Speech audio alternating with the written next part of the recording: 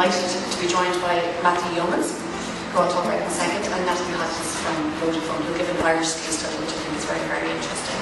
I just want to give you some facts about social media in Ireland, because I think it makes more meaningful for hearing how we're doing on the social media. There are 600,000 people in Ireland alone on LinkedIn, and we just reached that milestone. 600,000. Most of them are filled in through LinkedIn, and that's where they get the connections from. Half of the Irish population, almost half, are on Facebook. It's 2 million people, which is pretty amazing. More women than men, and the average age is a bit older than I thought. It was 25 to 34. That's the biggest demographic on Facebook. So we're right there. On Twitter, 250,000 people are on Twitter, but it's rising so fast. That's up 27% on the month before, so it's just going through the roof. Lots of opinion forums on Twitter. The most interesting statistic to me, and this is from Krishna Day, she's the CSO guru that we brought in recently to talk to us. 71% of Irish journalists are on Twitter, and they're active users on Twitter. 71%. They're looking for stories, as I was saying. Often they'll do a call like, "Oh, has anybody got an interesting story about eco-friendly products for Christmas?" That was a recent tweet. 64% of Irish internet users are on social networks. We're the 4th highest in Europe. Obviously not during work hours, after work hours, I'm sure. And 64% of Irish businesses are using social media as well, or on social networks. So that's just a bit of Irish stats. So if I can ask Natalie and Matthew just to join me up here. And Matthew banned me from saying the word guru, but there I just said it, sorry, Matthew. But Matthew's our expert on social media. Matthew is a founder of customer communications, and Matthew has an amazing CV. He's also the co-founder of Social Media Influence, which we'll be talking about too. He has advised companies on social media and sustainability, 2 very important, with HSBC, Lloyds, Tesco, Volkswagen. He's written for Guardian Sustainable Business, Ad Age, Time, and a couple of other small publications like that. Most interestingly, I found his hidden CV on his blog, but he has travelled to Ethiopia to write about the Coptic religion for Wired magazine. He's gone into the Amazon in search of Indian shamans for details. He spent a summer writing the Graveyard Shift with the volunteer ambulance crew in Brooklyn for the Village Voice, and he's followed the highs and lows of his beloved Welsh rugby team for Double Take magazine. So a wide variety of interests. I'm going to hand you over to him.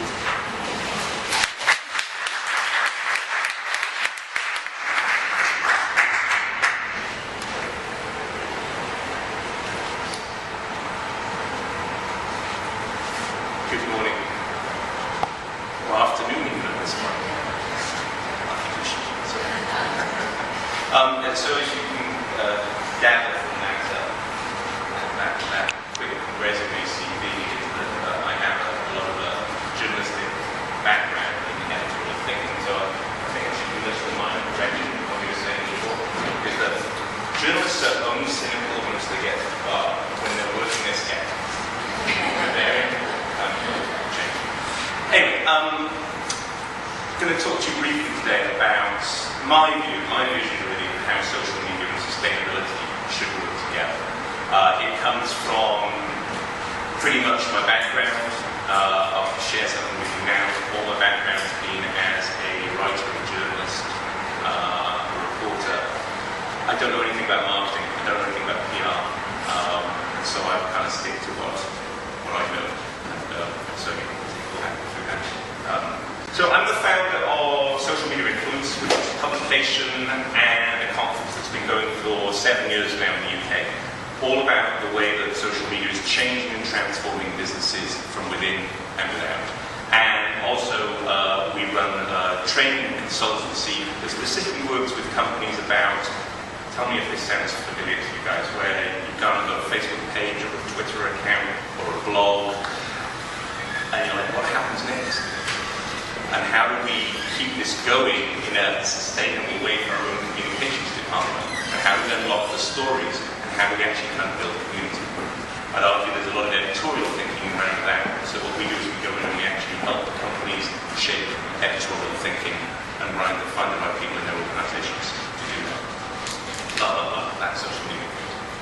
So I want to share with you what I think is a promise. All right, you hear a lot about the risks of social media, right? Stick your head in the sand, and maybe it'll go away, don't worry about it. I was going to say, in terms of sustainability and CSR, but let's stick with sustainability here. There's a real promise because I think the two things, social media and sustainability, have some core tenets that they have in common and are really, really important. Fundamentally, if done well, social media and sustainability are about transparency. They're about authenticity. They're about community, about building better community. And they're also, frankly, about smarter business. So you can realize how social media can help an organization. You can see it in terms of new innovation, you can see it in cost building, you can see it in cost savings. But fundamentally, if social media and sustainability can work together in the right way, they can actually create, I will argue to you, a stronger, better, and yes, more profitable business. How do you go about that? How do you actually reach that goal? Well, we'll touch on those things in a little bit. But let's, first of all, take a step back and let's kind of evaluate what has changed. So if we think of the social media era, well, we're going back now all of maybe 10 years. An enormous amount has changed in 10 years. And in a nutshell, there's been this power shift equation that has really moved the power of communication, the power of thought, the power of ideas from established elements of authority, governments, companies, into the hands of people, everyday customers, everyday members of the populace. And quite simply, the reason is that they've been given, and everyone has been given, the power to publish.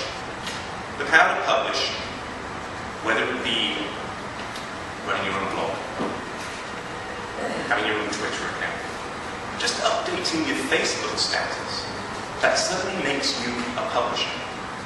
In fact, it makes everyone a publisher. And that has been the most fundamental shift in the world of communications, and it's shifted to power. So we now live in a world where people are taught and telling stories about your brand every single day.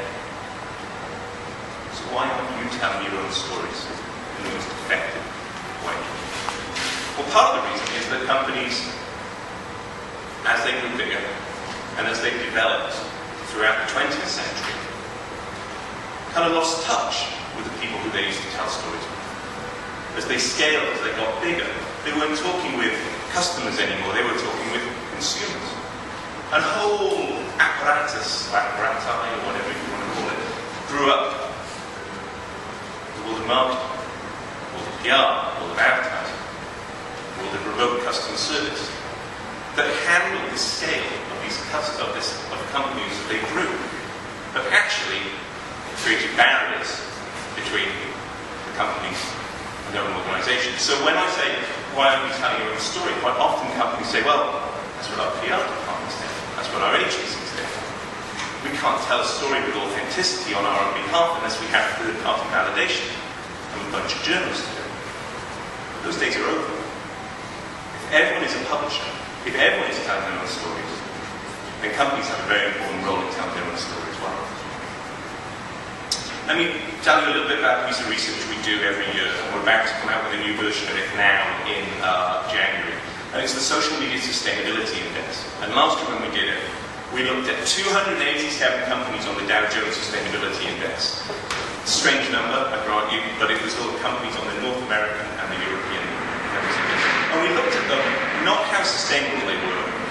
DJSI said they were sustainable.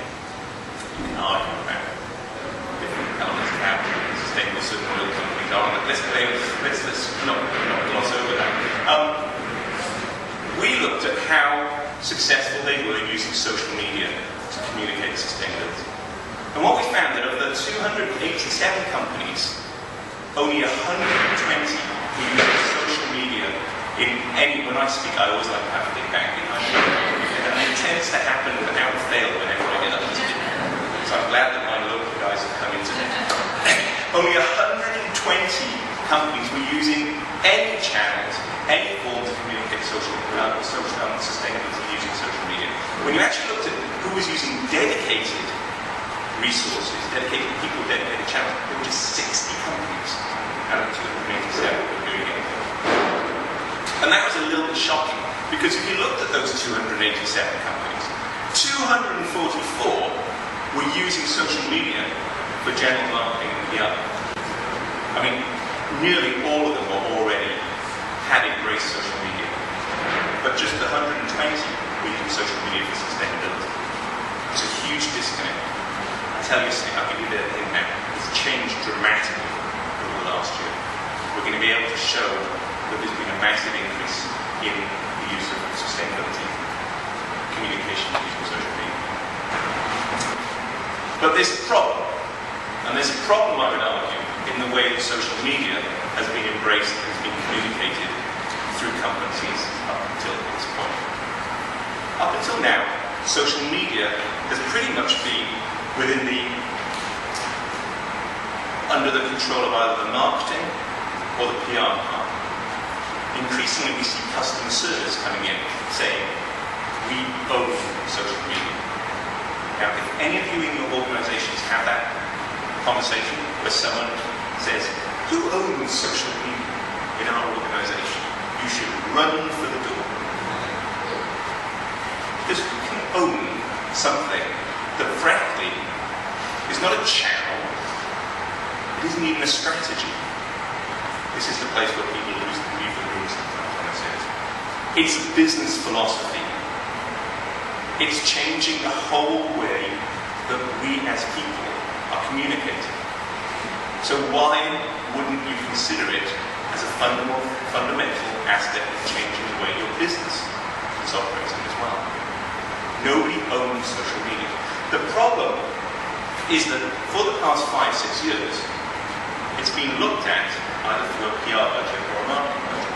And over the last 15 years, marketers have come to learn that online they can measure everything. I call it the curse of ownership.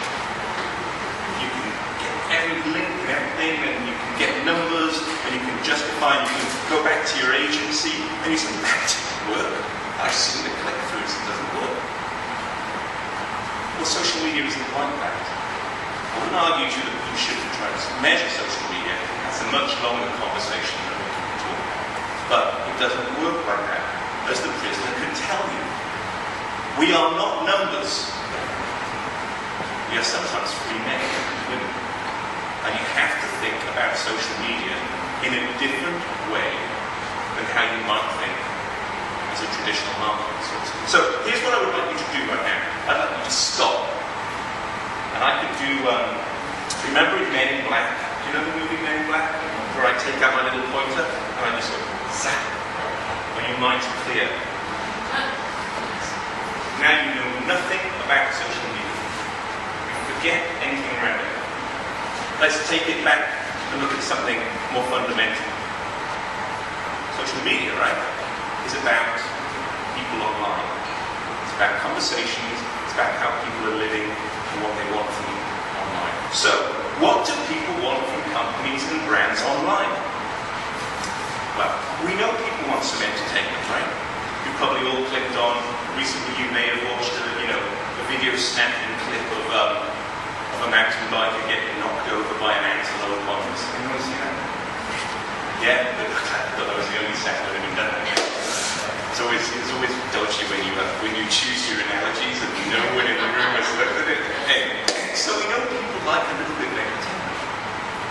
But fundamentally what people want, they want response. Remember, social media in many ways developed as a medium that was not about companies. Companies were not invited into this. Companies are sort of leveraged their way into it, saying, hi, I'm the brand and I'd like to be your friend, with varying degrees.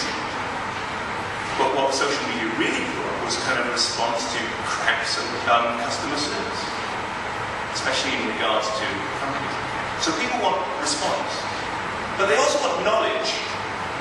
They're looking and searching for the best ideas, for the best research, to make the best decisions about how they live their life, how they buy stuff. So knowledge is really important. And companies have a great deal and amount of knowledge that quite often is just sat and buried and not brought to life. And they're also looking for leadership.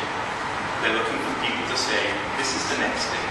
This is where we can actually kind of make decisions that will make our lives better. Companies are able to be those leaders with the knowledge they have. But there are two things, actually, I'd argue, that people want from brands more than anything online companies. They want respect, and they want honesty. Companies have been found out, individuals have been found out, governments have been found out when they've tried to pull the wool over the eyes of people online. The network effect of social media works very, very quickly, very collaboratively to find out and to punch through lies and falsehoods. So how can some companies serve the needs of people who want things online? I would argue that we could crystallize it down into something really, really simple. Be useful. You want to talk to people in social media? You want people to like you on your page? Give them something to like. Be useful to them through information, services. It's very simple, but it's kind of a fundamental point. So how do you do that? Well, I would argue that there is no magic formula for social media conversation. But it is a fairly simple construct that if you create the right content, and if you know the right community you want to talk to, you can create the right conversation that will be useful. My 8-year-old son told me if you put yellow and blue together, you get green. So I hope he was right on that, or his whole slide. Anyway, the right content, the right community, you need the right conversation. And everyone's looking to create the right conversation in social media, because that's the currency for being useful. So let me give you an example. We create a little thing called the History of Social Media Screw-Ups. We did it first year last year, and we keep updating it. It's a slideshare presentation, and it's also, we're actually creating an ebook about this. And what we look at is the greatest screw-ups of companies in social media. Whether they've screwed it up themselves through really, really dumb marketing, or whether they've been hit from left field by customer service problems, or whether they've been caught up in social activism. I am not an expert in kind of in maths or anything, but I think I can see, take 2006, there's sort of a trend there. Can anyone tell me what that trend is? It keeps growing and growing. It keeps growing and growing. It may happen again though. What's interesting in this, a couple of things. All of those are around sustainability and CSR issues. But the reason I'm actually telling you about this, you can go and look at it on a slideshow and I'll show you the link, is that we created this for a very specific reason. We know that our audience and community, social media influence, are communication professionals, sustainability professionals, and we also know that they really like SlideShare. How many of you use SlideShare here or get information from it? That's slightly smaller number here. Feel like growing audience. SlideShare is candy for communication professionals because you can get lots of information and share it and claim it as your own. So we created this piece of research so that we could then publish it on SlideShare so that we could build a community and create content that was valuable for the people who we care about. Now, up until this point, that's an old stat there. It's now been viewed about 120,000 times on SlideShare, which is one of the most successful, most viewed pieces of content on that admittedly small, bespoke social network. The right content, knowing the right community, equals the right conversation. Trying to be useful around things that people care about. You've got to understand your community first. If you're not listening and understanding what people actually care about, then how do you know what to create? It's completely the reverse from how a creative advertising agency would do things. You know, where they have a bunch of creatives and they would sit in a room and they'd come up with this genius idea, and they'd find a way to actually make a lot of money out of the ground with a really whiz-bang idea, and they'd put it out to market, and then they'd walk away. And you wouldn't know how it was measured, and you wouldn't know what the community really cared about. Listen, understand, create and converse. To do that, you've got to think like a publisher. What content works where, when? As I said, a lot of the work we do is around thinking like a publisher, thinking like a storyteller, thinking like an editor. Facebook, Twitter, YouTube, they're all different mediums. They're different ways of telling stories. You have to think in different ways about what you do. So you've got to think about what stories you want to tell. Within companies, there are many different stories that can add value, be useful, build community, and actually work on social media. These are just different versions of them that you can think about tapping into. But then you also have to be not intimidated by this technology. Maureen mentioned this before. So, what are all these got in common? All these, YouTube, Flickr, Metcafe, Please, Tumblr. These are all social media platforms, but what do they all have in common? Yeah, they're tools, but what tools are they? They're all publishing tools in different ways. Some more peer-to-peer, some more broadcasting. They are all tools to publish. And to be successful in them, you have to have the skill set and the thinking of how you think like a publisher. I'm just going to give you a couple of quick examples. This is Intel. Intel created a set of video diaries around sustainability and recycling. And they did it originally in the US, and they did it originally for internal purposes. And it didn't cost them much, and they put out a little video camera with guys, and they showed exactly what they, as their own employees, were doing. But suddenly they had content, and content that works in different ways.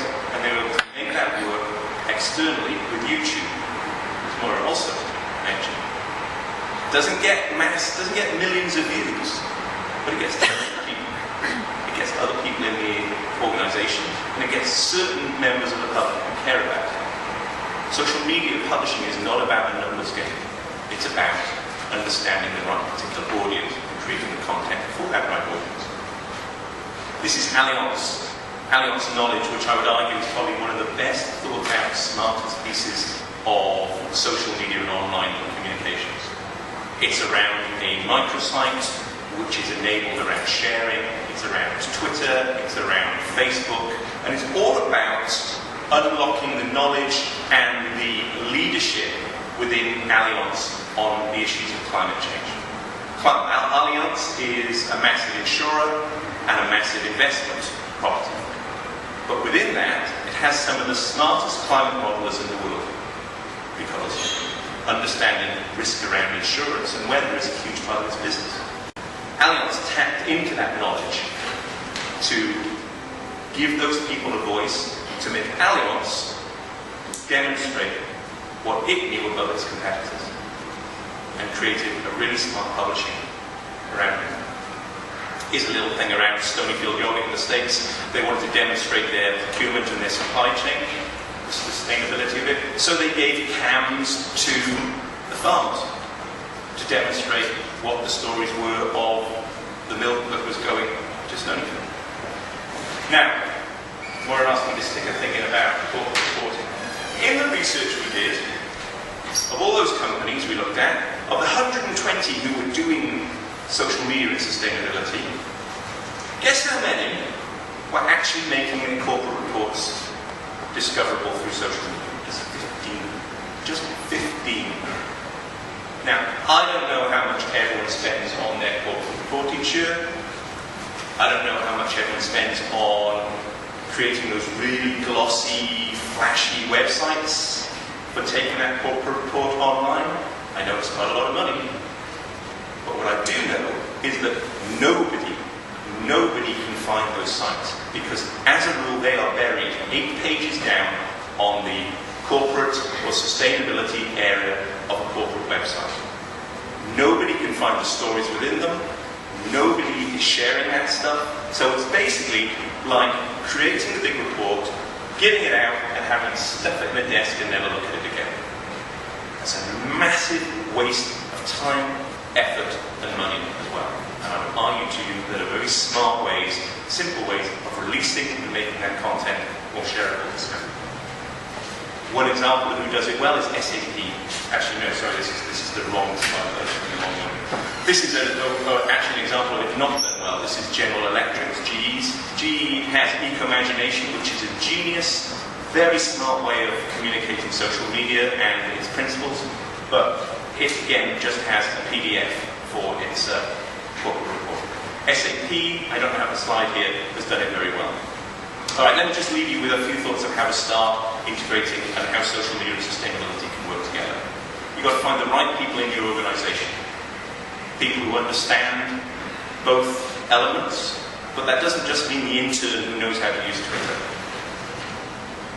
Once you've found those people, you've got to integrate social media thinking into the organization, not isolating it.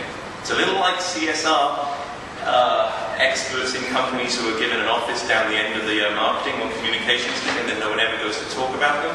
Social media people have that problem as well. Social media and sustainability, when done well, flows throughout the organization, and that obviously takes some top-down decisions. You've got to connect the entire organization. This is very important for sustainability and social media. You need customer service, PR, sales, marketing, supply chain. All of these guys, you need the ideas and the philosophy flowing through that. But, as you know, you've got to win over these guys. I call these guys the 4 horsemen of the social media apocalypse. Can you tell me who they are? Go on, you all know. You all run against this in any type of innovation or changing your business. Who are your obstacles? CFO or procurement, that's one. Legal. Legal's there. Who else? IT, did someone say IT? Yeah, well that's there. And the board, and the exec. Chief. If you can win these guys over, then big things start to happen. So I want to leave you with one thought. And it's the words of that great sustainability and social media guru himself, Mario Andretti. No, wasn't it? I thought. Anyway, he put it right when he said, if everything seems under control, you're just not going fast enough. And I'd leave you with that thought. Thank you very much.